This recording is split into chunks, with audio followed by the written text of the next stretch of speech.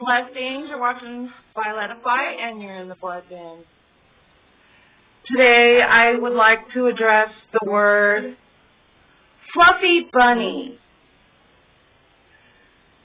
Let's take a moment to think here.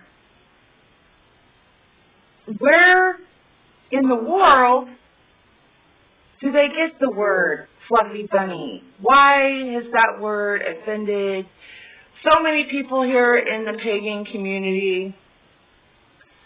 And I'm here today to help you dig a little deeper in that root, in understanding what fluffy is and what non-fluffy is. All right. Now,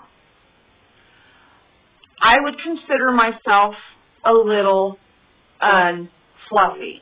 Yes. Why? Well, for one, I think it has a lot to do with my ancestors. You see, I'm also Native American.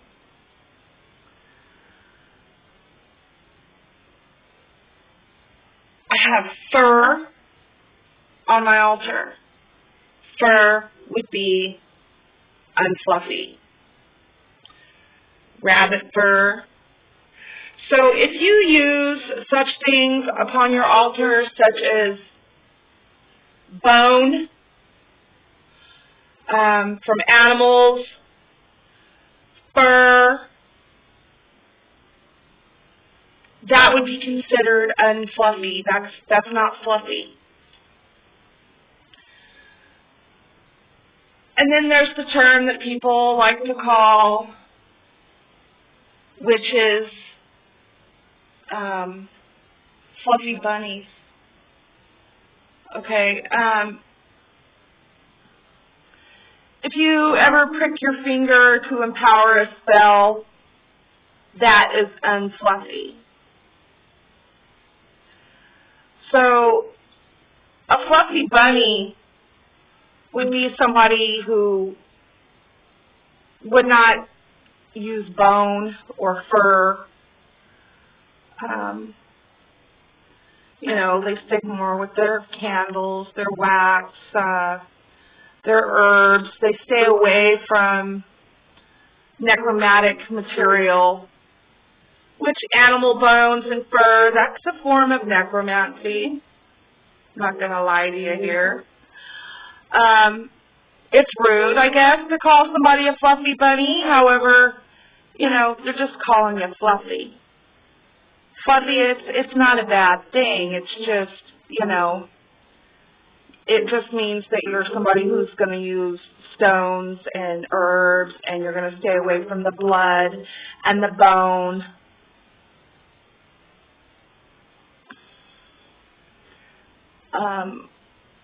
Hold on. I don't mean to make you dizzy. I'm somewhere in between. You know, I do use furs. Like I said, I am Native American. While making my runes, I made with the horn like this. And just the experience itself was very unfluffy because, like I said, when that saw was going through each, what I did was I cut the tips off, and then where it began to get a little thicker, I just started carving. My husband helped me, of course.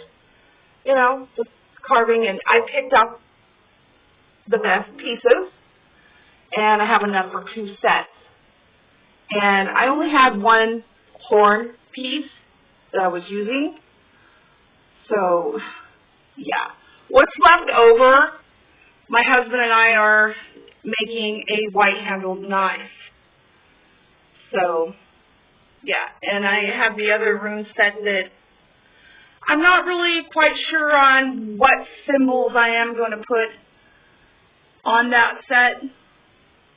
But the first set that I showed you guys, that is the Praxis set. Let's see.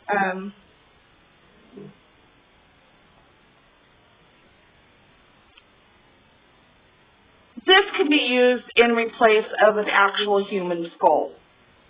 This is glass. This is fluffy.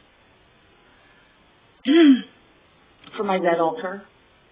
I'm going to fill this up with a tincture or an oil to honor my ancestors. So, yeah. Would I actually own a real human skull? I'll be honest with you, yeah. Yeah, I would. It acts as a portal, so those of you who like to communicate with your ancestors, that would really empower that, especially if it has the bottom jaw.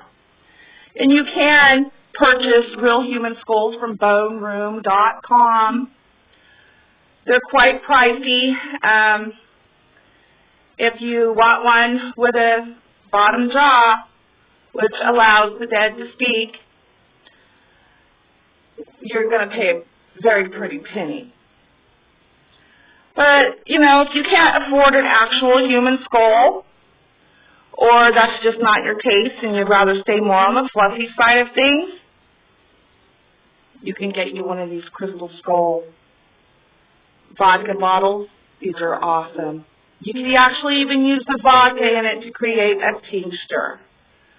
So, just kind of wanted to share that with you. I'm a little fluffy, a little not fluffy. You can call me wishy-washy. You can call me witch, whatever. Love and blessings.